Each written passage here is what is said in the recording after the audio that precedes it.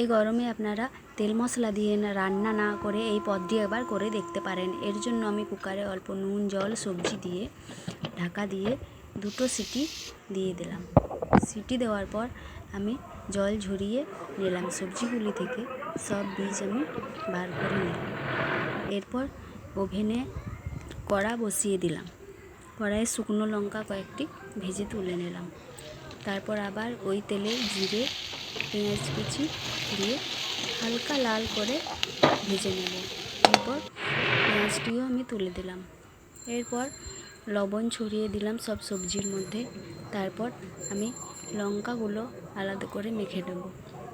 এরপর আলু আর কাল্লা আমি আলাদা মাখবো ও বাকি সব সবজি আমি একসাথে মেখে নেব।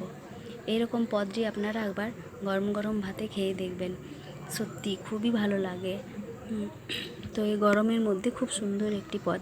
ভালো লাগলে লাইক কমেন্ট শেয়ার। বাই।